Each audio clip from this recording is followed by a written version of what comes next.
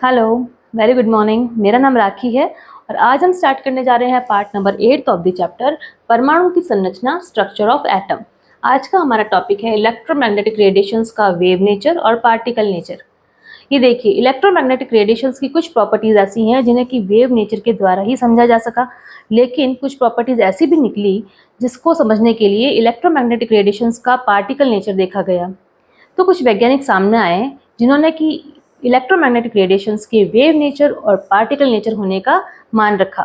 देखिए, सबसे पहले कौन आए? सबसे पहले न्यूटन आए थे, सर इसैक न्यूटन, जो 1666 में आए थे। उन्होंने इलेक्ट्रोमैग्नेटिक रेडिएशंस के पार्टिकल नेचर होने का ज्ञान कराया। कैसे? उन्होंने कहा कि इलेक्ट्रोमैग्नेटिक रेडिएशंस, जो लाइट जो होती है वो बिल्कुल स्ट्रेट लाइन में ट्रैवल करती है, स्ट्रेट लाइन में ट्रैवल करती है, साथ में ही वो कार्पस्कल्स की बनी होती है, यानी पार्टिकल्स की बनी होती है। इनका पर्टिकुलर पार्टिकल्स होते हैं, कार्पस्कल्स यानी पार्टिकल्स है। तो पार्टिकल नेचर सबसे पहले बताया था सर इसैक न्यूटन ने 1666 में, जबकि हाइजेन ने लाइट को वेव नेचर बताया था 1678 में। 1666 में न्यूटन ने बताया था लाइट को या इलेक्ट्रोमैग्नेटिक रेडिएशंस को पार्टिकल या कार्पस्कल्स, जबकि 1678 में हाइजेन ने बता दिया था कि लाइट जो है वेव नेचर की है। लेकिन हाइजेन की बात का मान उस समय नहीं रखा गया था, क्योंकि न्यूटन जो थे काफ़ी पॉपुलर थे, उनकी बात ज़्यादा तवज्जो दी गई थी न्यूटन को, जबकि हाइजेन की बात को उस समय दबा दिया गया कि ठीक है, हो सकता है, लेकिन ये प्रूव नहीं हो पाया। उसके बाद जेम्स मैक्सवेल आए थे 1870 में, ये बात थी 1678 की। और उसके बाद में वेव नेचर का किसने ज्ञान कराया? जेम्स मैक्सवेल ने 1870 में उन्होंने कहा कि जो लाइट जो है, इलेक्ट्रोमैग्नेटिक रेडिएशंस जो है, वो इलेक्ट्रोमैग्नेटिक वेव्स हैं। ये वेव नेचर है electromagnetic waves. Electromagnetic waves EMW, ठीक है, इलेक्ट्रोमैग्नेटिक वेव्स लिखा है मैंने ये। तो लाइट जो है इलेक्ट्रोमैग्नेटिक वेव्स की बनी है। इस वेव्स नेचर का ज्ञान कैसे हुआ? इस वेव नेचर का ज्ञान जो है दो प्रॉपर्टीज से हुआ। ये दो प्रॉपर्टीज हैं, डिफ्रैक्शन यानी विवर्तन, दूसरा है इंटरफेरेंस यानी व्यतिकरण। हिंदी में क्या बोलते हैं इसको? विवर्तन और व्यतिकरण। डिफ्रैक्शन विवर्तन, इंटरफेरेंस व्यतिकरण। व्यतिकरण जो है, इंटरफेरेंस जो है, वो दो टाइप का है, कंस्ट्रक्टिव इंटरफेरेंस और डिस्ट्रक्टिव इंटरफेरेंस।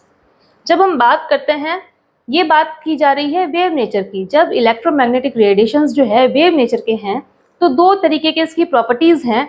इन दोनों प्रॉपर्टीज़ को समझने के लिए वेव नेचर का होना जरूरी है। उसके बिना हम इलेक्ट्रोमैग्नेटिक रेडिएशंस की जो प्रॉपर्टीज समझ ही नहीं पा रहे हैं। तो हमें पता चला कि ये तो वेव नेचर है, क्योंकि ये दोनों जो गुण हैं वो केवल वेव नेचर के द्वारा ही समझाए जा सकते हैं। हम पढ़ेंगे इसको खुल के। उसके बाद बात करें कि न्यूटन ने बताया था कि पार्टिकल्स नेचर की है, जो लाइट जो है कार्पस्कल्स यानी पार्टिकल नेचर की है। उनका ज्ञान, ये प्रॉपर्टी कैसे सामने आई?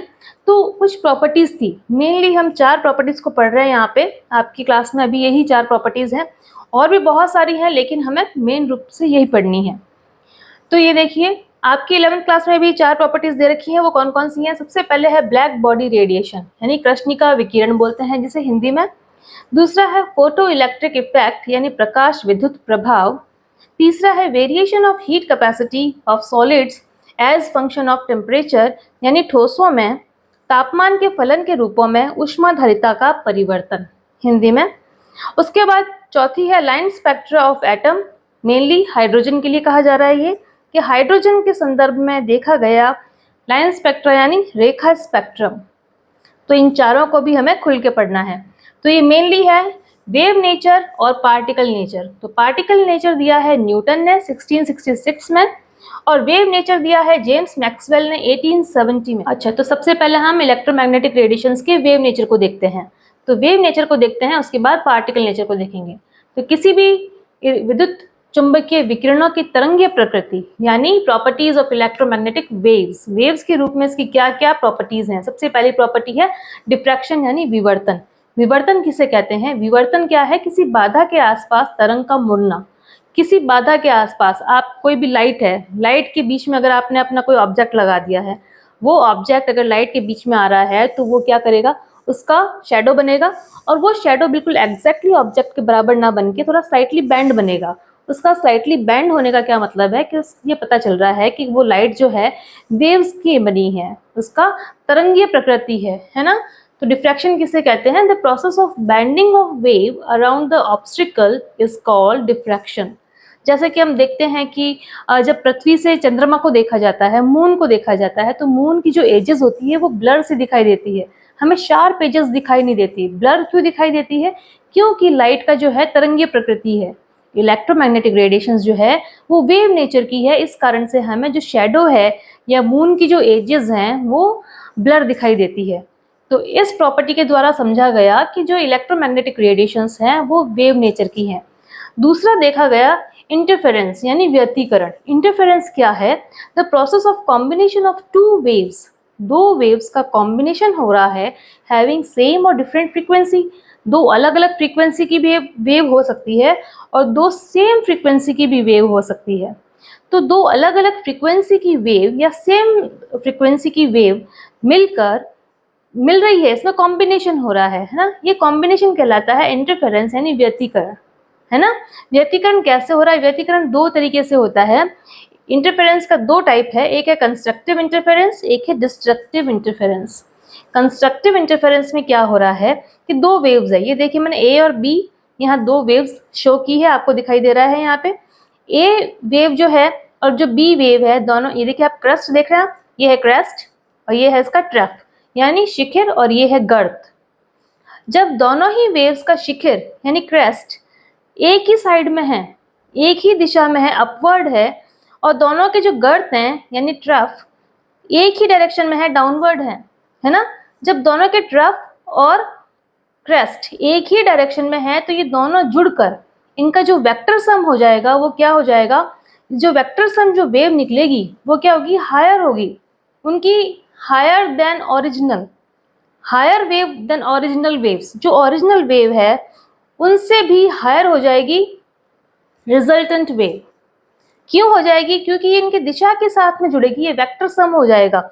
ओरिजिनल वेव्स है ये ए और बी, और both wave in sync with each other, ये दोनों जो वेव्स हैं in sync with each other, और जो रिजल्टेंट वेव है ये हायर देन ओरिजिनल वेव्स हो जाएगी, जिनके ट्रफ और क्रेस्ट हायर हो जाएंगे ओरिजिनल से।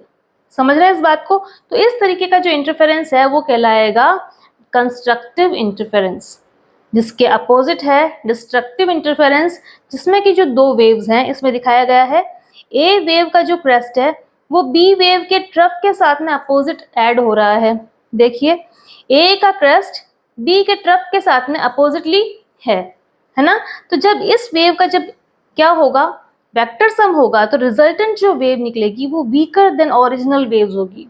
ये देखिए जब ए और बी काफी हायर क्रेस्ट और ट्रफ के साथ में है लेकिन एक दूसरे से अपोजिट डायरेक्शन में ओवरलैप हो रहे हैं, तो इस तरीके से इन दोनों का जो वेक्टर सम होगा इस वेव का, तो रिजल्टेंट वेव जो होगी वो वीकर देन ओरिजिनल वेव होगी, जिसका कि क्रेस्ट और ट्रफ की आप देखिए डिस्टेंस बहुत ही कम है, ये वीकर वेव है ना। जैसे कि हम इसका एग्जाम्पल देख सकते हैं। इसके एग्जाम्पल के तौर पे मैंने यहाँ पे एक डायग्राम शो किया है, बच्चों से समझने की कोशिश करें। ये कोई भी व्हीकल है, ये व्हीकल है और ये ब्रिज पे चल रहा है, ये ब्रिज है। जब कोई भी व्हीकल है किसी ब्रिज पे चलता है तो वहाँ ब्रिज पे स्टार्टिंग में लिखे होते हैं स्पीड लिमिट। स्पीड लिमिट दे रखी होती है कि आप यहाँ पे इस ब्रिज पर इस स्पीड लिमिट के साथ में चलें, इससे ज़्यादा तेज़ ना करें। क्यों कहा जाता है कि किसी ब्रिज पर चलते समय आपको हमेशा धीरे गति से चलना चाहिए? क्यों बोला जाता है ऐसे? क्योंकि जब व्हीकल चलते हैं, चाहे वो टू व्हीलर हो चाहे वो फोर व्हीलर हो, जब व्हीकल चलते हैं वाइब्रेट होते हैं, एक्सेलरेट होते हैं। इसके साथ साथ में जब वो एक्सेलरेट होगा तो उसमें इलेक्ट्रोमैग्नेटिक रेडिएशंस निकलेंगे, और ये इलेक्ट्रोमैग्नेटिक रेडिएशंस जो है वेव नेचर के हैं, इस कारण से उस व्हीकल की अलग से अपनी वेव्स निकलेगी। और क्योंकि जब वो ब्रिज पे चल रहे हैं तो ब्रिज के कणों में भी वाइब्रेशन होगा। अगर आप बहुत स्पीडली चल रहे हैं तो ब्रिज के कणों में भी वाइब्रेशन होगा। ये देखिए मैंने यहाँ पे कोशिश किया है डायग्राम से शो करने का कि जब ये व्हीकल चल रहा है इस ब्रिज के कणों में भी वाइब्रेशन हो रहा है, और इस वाइब्रेशन के कारण इस ब्रिज का एक अलग से वेव बन रहा है। सपोज किसी व्हीकल का जो वेव और इस ब्रिज का जो वेव बन रहा है, अगर वो कंस्ट्रक्टिव इंटरफेरेंस हुआ तो वो क्या हो जाएगा? हायर और स्ट्रॉन्गर वेव बन जाएगा। उसका जो रिजल्टेंट जो वेव होगा वो स्ट्रॉन्गर देन ओरिजिनल हो जाएगा, और इस तरीके से जो चलने वाला जो व्हीकल पे जो सवार होगा वो हायर फ्रीक्वेंसी, हायर वेव के साथ में चलेगा, है ना, समझ सकते हैं। और बहुत ही खतरनाक वाला एक्सीडेंटल केस हो सकता है। तो कहा जाता है कि जब भी आप ब्रिज पर चलें, ब्रिज पर ही क्यों ना, आप हमेशा एक स्पीड लिमिट के साथ चलना चाहिए, क्योंकि उस गाड़ी में वेव्स बन जाएंगे, क्योंकि वो जो गाड़ी होगी, जो भी आपके व्हीकल होगा, वो एक्सेलरेट होगा। एक्सेलरेट होने से वो इलेक्ट्रोमैग्नेटिक रेडिएशंस की तरह व्यवहार करेगा, और वो वेव नेचर होगा, जिसकी की वेव प्रॉपर्टी है, वेव प्रॉपर्टी पढ़ रहे हैं हम। और उस वेव प्रॉपर्टी के कारण ये जो गाड़ी है, ये जो आपके व्हीकल हैं, बहुत ही ऊंचाई के साथ, हायर फ्रीक्वेंसी के साथ में शो करेंगे चलना। तो इस तरीके से हम कहा जा सकता है कि स्पीड लिमिट के साथ हमेशा चलना चाहिए, क्योंकि स्पीड हाई होगी तो कंस्ट्रक्टिव इंटरफेरेंस होगा। कंस्ट्रक्टिव इंटरफेरेंस होगा क्यों? क्योंकि इसकी हायर वाइब्रेशन होगा, हायर वाइब्रेशन से कंस्ट्रक्टिव इंटरफेरेंस होगा, और ये बहुत ही एक्सीडेंटल वाला केस हो सकता है ना, क्योंकि ये टू व्हीलर अगर बहुत तेज गति से चला तो ये बिल्कुल हवाई जहाज ही बन जाएगा। दूसरा कहा जाता है अगर स्पीड स्लो होगी तो जो डिस्ट्रक्टिव इंटरफेरेंस होगा, क्यों? क्योंकि इसमें वाइब्रेशन कम होगा। वाइब्रेशन कम होने से गाड़ी का जो व्हीकल का जो वाइब्रेशन है वो भी कम होगा, उसके साथ साथ में आपकी जो ब्रिज है उसका वाइब्रेशन कम होगा, और दोनों की वेव्स से बनने वाला जो कॉम्बिनेशन होगा वो डिस्ट्रक्टिव कॉम्बिनेशन होगा। इस डिस्ट्रक्टिव कॉम्बिनेशन से क्या होगा कि जो आपका जो ब्रिज है वो स्टेबल हो जाएगा, ब्रिज स्टेबल हो जाएगा, आप आराम से उस पर चल पाएंगे, है ना। तो इसलिए कहा जाता है कि जब भी ब्रिज पर चलें तो स्पीड लिमिट के साथ चलें। हमेशा देखा जाता है कि बहुत सी जगह पे स्पीड लिमिट दे रखी होती है। क्यों दे रखी होती है? उसका कारण यही होता है कि आपको स्पीड लिमिट यूज़ करनी है ताकि एक्सीडेंट्स ना हो। ठीक है बच्चों, आई विश आपको ये पार्ट नंबर 8 अच्छे से समझ में आया है। आज हमने इस पार्ट में वेव नेचर पढ़ा है। नेक्स्ट पार्ट में हमें इलेक्ट्रोमैग्नेटिक रेडिएशंस की पार्टिकल नेचर को पढ़ना है, जिसमें कि black body radiations, photo electric effect, variation of heat capacity of solid as function of temperature, और line spectra of hydrogen atom को पढ़ना है। काफ़ी इंटरेस्टिंग टॉपिक होने वाले हैं ये बच्चों, तो आने वाले जो पार्ट्स हैं उनको आप प्लीज़ मिस ना करें। बहुत ही इंटरेस्टिंग है और बहुत ही यूजफुल है आपके एग्जाम्स के लिए। तो आई विश आपको ये समझ में आया होगा। Thank you for watching. मिलते हैं नेक्स्ट पार्ट में। Till then bye bye. Thank you.